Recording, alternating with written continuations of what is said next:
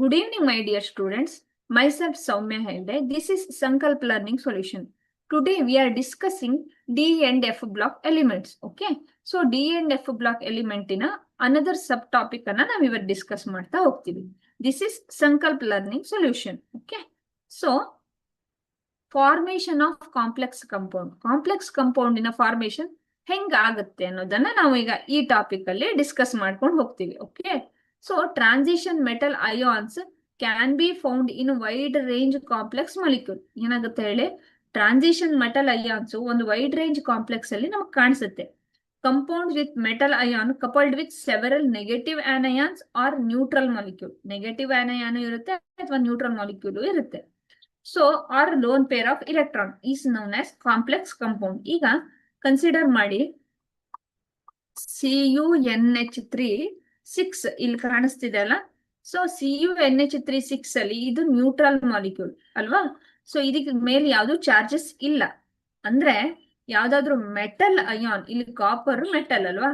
So ಒಂದು ligand, it may be ions in the form of anions or neutral molecule ಜೊತೆಗೆ bond ಆಗಿ various compounds ಅನ್ನ ಕೊಡುತ್ತೆ. So ಈ ಒಂದು ಏನು ಕಾಂಪ್ಲೆಕ್ಸ್ ಫಾರ್ಮೇಶನ್ ಅಂದ್ರೆ ಅದು ಈ ತರ wide range complex neutral molecule ಜೊತೆಗೆ ಫಾರ್ಮೇಶನ್ ಆಗುತ್ತೋ ಅದನ್ನ ಏನಂತ ಕರಿತೀವಿ, ಕಾಂಪ್ಲೆಕ್ಸ್ ಕಂಪೌಂಡ್ಗಳು ಅಂತ ಕನ್ಸಿಡರ್ ಮಾಡ್ತೀವಿ ನಾವು. Okay. Ligands are ions or molecules that bind to the other ions or molecule. They create coordinate bond by donating lone pair of electron. ನೋಡಿ, ಈ ligand it may be anion ಇರ್ಬೋದು ಅಥವಾ it may be neutral ion ಇರ್ಬೋದು. ಏನ್ ಮಾಡುತ್ತೆ, ಒಂದು lone pair of electron ಅನ್ನ donate ಮಾಡ್ತೇವೆ. ಡೊನೇಟ್ ಮಾಡಿ they form a coordinate covalent bond. Okay. Ligand metal coordination bond ಆಗುತ್ತೆ. ಓಕೆ. ಸೊ ಯಾವ್ದ್ರಿಂದ ಆಗಿರುತ್ತೆ, ಲಿಗ್ಯಾಂಡ್ ಇದಾರಲ್ಲ ಅವರು ಲಿಗ್ಯಾಂಡ್ ಅಯಾನ್ಸ್ ಇದ್ರು ಅಷ್ಟೇ, ಮಾಲಿಕ್ಯೂಲ್ ಅಷ್ಟೇ. They donate a pair of electron. ಮೆಟಲ್ಗೆ ಏನು ಅವಶ್ಯಕತೆ ಇದೆಯಲ್ಲ ಆ ಇಲೆಕ್ಟ್ರಾನ್ ಪೇರ್ ಅನ್ನ, ಒಂದು ಲೋನ್ ಪೇರ್ ಆಫ್ ಇಲೆಕ್ಟ್ರಾನ್ ಅನ್ನ ಅವು ಡೊನೇಟ್ ಮಾಡ್ತಾ ಇರ್ತವೆ.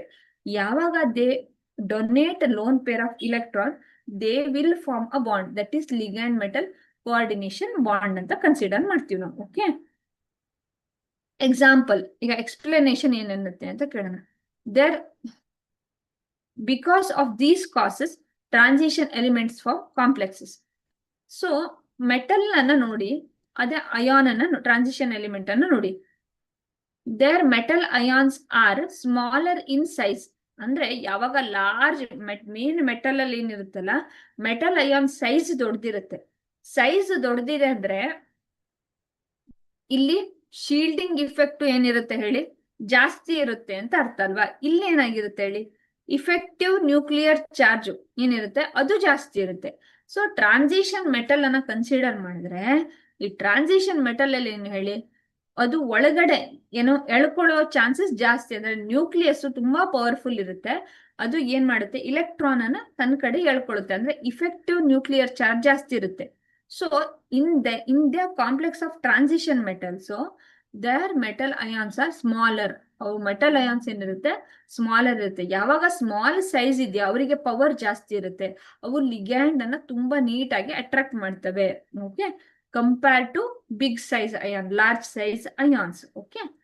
Next, because their ionic charges are extremely high, they have large and size ratio because of 1 and 2. ಏನಾಗುತ್ತೆ, ಲಾರ್ಜ್ ಅಯಾನಿಕ್ ಸೈಜ್ ಇರೋದ್ರಿಂದ ಏನಾಗುತ್ತೆ, ionic charges are extremely high ಇರುತ್ತೆ. ಅಂದ್ರೆ ಮೀನಿಂಗ್ ಏನು, ಯಾವಾಗ ಅವುಗಳಿಗೆ ಸೈಜ್ ದೊಡ್ಡದಾಯ್ತೋ ಅಯಾನಿಕ್ ಚಾರ್ಜಸ್ ಏನಿರುತ್ತೆ ಹೇಳಿ ಹೈ ಇರುತ್ತೆ. ಅಂದ್ರೆ ವೇಲೆನ್ಸ್ ಇಲೆಕ್ಟ್ರಾನ್ಗಳು ಏನಾಗ್ತಾ ಇರ್ತವೆ, ಜಾಸ್ತಿ ಕಡಿಮೆ ಇರುತ್ತೆ. ಯಾಕೆಂದ್ರೆ ಶೀಲ್ಡಿಂಗ್ ಇಫೆಕ್ಟ್ ಜಾಸ್ತಿ ಇದೆ, ಒಳಗಡೆ ಬರಕ್ ಬಿಡ್ತಾ ಇಲ್ಲ. ಸೈಜ್ ದೊಡ್ಡದಾಗ್ತಾ ಬಂದಂಗೆ ನ್ಯೂಕ್ಲಿಯಸ್ಗೆ ಕೆಪಾಸಿಟಿ ಕಡಿಮೆ ಆಗಿರುತ್ತೆ. ಸೊ ನ್ಯೂಕ್ಲಿಯಸ್ಗೆ ಕೆಪಾಸಿಟಿ ಕಡಿಮೆ ಆದಂಗೆ ಟ್ರಾನ್ಸಿಷನ್ ಮೆಟಲ್ ಅಯಾನ್ಸ್ ಅಲ್ಲಿ ಏನಾಗುತ್ತೆ ಹೇಳಿ, ಟ್ರಾನ್ಸಿಷನ್ ಮೆಟಲ್ ಅಯಾನ್ಸ್ ಅಲ್ಲಿ ನ್ಯೂಕ್ಲಿಯಸ್ಗೆ ಪವರ್ ಜಾಸ್ತಿ ಇರೋದಕ್ಕೆ they attract ligand and bind with the ligands. Okay. Okay. The presence of unoccupied D orbital that can take loan pair of electron given by the ligand. ಈಗ metal ನಲ್ಲಿ ಏನಾಗುತ್ತೆ, ಈಗ sodium ಅನ್ನ consider ಮಾಡಿ. 3s1 ಅಂತ ಅಲ್ವಾ, 2p6 3s1. So ಇಲ್ಲಿ unpaired ಇಲೆಕ್ಟ್ರಾನ್ಗೆ ಬರೀ ಎಸ್ ಅಲ್ಲಿರೋ ಒಂದ್ ಅನ್ಪೇರ್ಡ್ ಇಲೆಕ್ಟ್ರಾನ್ ಸೇರ್ಕೊಳ್ಬಹುದು ಇಲ್ಲಿ. But compare to D orbital D5 D6 D7 D4 ಈ ತರ ಎಲ್ಲ ಇದ್ದಾಗ, D5 ಬಿಡಿ ಆಗಲ್ಲ. ಸೊ ಈ D6 D4 D7 ಈ ಕಡೆ ಎಲ್ಲ ಏನ್ ಹೇಳಿ, ಯಾವ ಲಿಗ್ಯಾಂಡ್ ಯಾಕೆ ಬಂದಿದೆ ಲಿಗ್ಯಾಂಡ್ ಹೇಳಿ, ಬರೀ ನನ್ನ ಇಲೆಕ್ಟ್ರಾನ್ ನಾನು ಕೊಡ್ತೀನಿ ಅಂತಲ್ಲ. ಈಗ ನನ್ನ ಇಲೆಕ್ಟ್ರಾನ್ ನಾನು ಕೊಡ್ತೀನಿ ಅಂದ್ರೆ ನನಗೇನಾದ್ರೂ ಒಂದು ಪ್ರಾಫಿಟ್ ಇರ್ಬೇಕಲ್ಲ.